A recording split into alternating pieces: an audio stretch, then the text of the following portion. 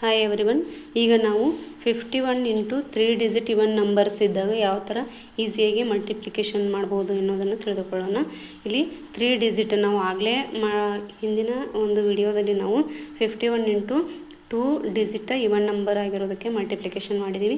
ಈಗ 51 into even number ಆಗಿರಬೇಕು, 3 digit ಆಗಿರಬೇಕು. ಸೊ ಇಲ್ಲಿ 51 ಇಂಟು 846 ಬಲಗಡೆಯಿಂದ ನಾವು ಮಾಡ್ತಾ ಬರಬೇಕು. ಸೊ ಇಲ್ಲಿ 846 ಹಾಗೆ ಬರೀರಿ. ಸೊ ಇಲ್ಲಿ ಫಸ್ಟ್ ಪಾರ್ಟ್ನಲ್ಲಿ ನಾವು 846 ಡಿವೈಡ್ ಬೈ 2 ಅದರ ಅರ್ಧ ಬರೀಬೇಕು. ಸೊ 846ದ ಅರ್ಧ ಏನಾಗುತ್ತೆ, 4 to 3 ಆಗುತ್ತೆ. ಸೊ ಇಲ್ಲಿ ಸೆಕೆಂಡ್ ಪಾರ್ಟ್ನಲ್ಲಿ 846 ಆಯಿತು. ಸೊ ಇಲ್ಲಿ 51ನ 2 ಡಿಜಿಟ್ ಆಗಿರೋದ್ರಿಂದ ಸೊ ಇಲ್ಲಿ 2 ಡಿಜಿಟ್ ಮಾತ್ರ ಬರೀಬೇಕು. ಸೊ ಇಲ್ಲಿ 46 ಹಾಗೆ ಇಟ್ಟು ಈ 8ಅನ್ನು ಈ ಕಡೆ ಕಳಿಸಿರೋದು ಕ್ಯಾರಿ ಆಗುತ್ತೆ. ಸೊ 423 ಪ್ಲಸ್ 8 ಏನಾಯಿತು, 431. So answer 43146.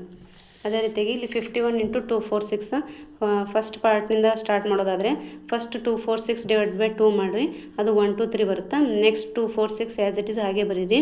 ಆಮೇಲೆ ಲಾಸ್ಟ್ ಡಿಜಿಟ್ 2 ಡಿಜಿಟ್ ಹಾಗೆ ಇರಬೇಕು. ಸೊ 46 ಹಾಗೆ ಬಿಟ್ಟು ಈ ಎರಡನ್ನು ಈ ಕಡೆ ಕಳಿಸ್ಬೇಕು. ಸೊ ಕ್ಯಾರಿ ಆಗುತ್ತೆ. 123 ಪ್ಲಸ್ 2 ಅಂದರೆ 125 ಆಯಿತು. ಸೊ ಇದರ ಆನ್ಸರ್ 12546. ನಾವು ಇದನ್ನು ಕಲಿಯುವಾಗ ಅಥವಾ ಕಲಿಸುವಾಗ ಇದು ಏನಾಗುತ್ತೆ, ಲಾಂಗ್ ಮೆಥಡ್ ಅಂತ ಅನಿಸುತ್ತೆ. ಬಟ್ ಈ ಒಂದು ಟ್ರಿಕ್ ನಮಗೆ ತಲೆಯಲ್ಲಿದ್ದರೆ ನಾವು ಈಸಿಯಾಗಿ ಒಂದು ಲೈನಲ್ಲೇ ನಾವು ಆನ್ಸರನ್ನು ಬರಿಬೋದು. ಅದೇ ರೀತಿಯಾಗಿ next example 948 into 51. So first ಪಾರ್ಟ್ನಲ್ಲಿ ನಾವು 948 ಡಿವೈಡ್ ಬೈ 2 ಮಾಡೋಣ. ಸೊ 474 ಬರುತ್ತೆ.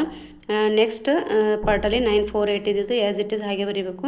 ಸೊ ಇಲ್ಲಿ 48ಅನ್ನು 2 ಡಿಜಿಟ್ ನಂಬರ್ ಹಾಗೆ ಇಡ್ರಿ. ಸೊ ಇಲ್ಲಿ 9 ಈ ಕಡೆ ಬಂದರೆ ಏನಾಗುತ್ತೆ, ಕ್ಯಾರಿ ಆಗುತ್ತೆ. ಇದೇನಾಯಿತು, 474 ಪ್ಲಸ್ 9 483 ಆಯಿತು. ಸೊ 483 48 ಇದರ ಆನ್ಸರ್. ಅದೇ ರೀತಿಯಾಗಿ ಇನ್ನೊಂದು ಎಕ್ಸಾಂಪಲ್ 526 ಇಂಟು 51. ಸೊ ಇಲ್ಲಿ ಫಸ್ಟ್ ಪಾರ್ಟಲ್ಲಿ 526 ಡಿವೈಡ್ ಬೈ 2 ಮಾಡಬೇಕು. 263 ಆಗುತ್ತೆ. ಸೊ ಸೆಕೆಂಡ್ ಪಾರ್ಟಲ್ಲಿ 526ಅನ್ನು ಆ್ಯಸ್ ಇಟ್ ಈಸ್ ಹಾಗೆ ಇಡಿರಿ, ಹಾಗೆ ಇಡಬೇಕು. ನೆಕ್ಸ್ಟ್ 2 ಡಿಜಿಟ್ 26ಅನ್ನು ಹಾಗೆ ಬರೆದು ಈ 5 ಈ ಕಡೆ ಹೋದರೆ ಕ್ಯಾರಿ ಆಗುತ್ತೆ. ಸೊ 263 ಪ್ಲಸ್ 5 ಏನಾಯಿತು, 268 ಆಯಿತು. ಆನ್ಸರ್ 2686. ಅದೇ ರೀತಿ 448 ಇಂಟು 51 ಮಾಡಿದಾಗ 448 ಡಿವೈಡ್ ಬೈ 2 ಮಾಡಿದ್ದೀವಿ ಫಸ್ಟ್ ಪಾರ್ಟ್ನಲ್ಲಿ. ಸೆಕೆಂಡ್ ಪಾರ್ಟ್ನಲ್ಲಿ 448 ಹಾಗೆ ಇಡಬೇಕು. ಸೊ ಇದು 224 ಬರುತ್ತೆ. ಇದು 448 ಆಯಿತು. ಸೊ ಇಲ್ಲಿ 48ಅನ್ನು ಹಾಗೆ ಬರೀಬೇಕು. ಈ 4 ಈ ಕಡೆ ಹೋದರೆ ಕ್ಯಾರಿ ಆಗುತ್ತೆ. 224 ಪ್ಲಸ್ 4 ಅಂದರೆ 228 ಆಯಿತು. ಸೊ 22848 ಇದರ ಆನ್ಸರ್.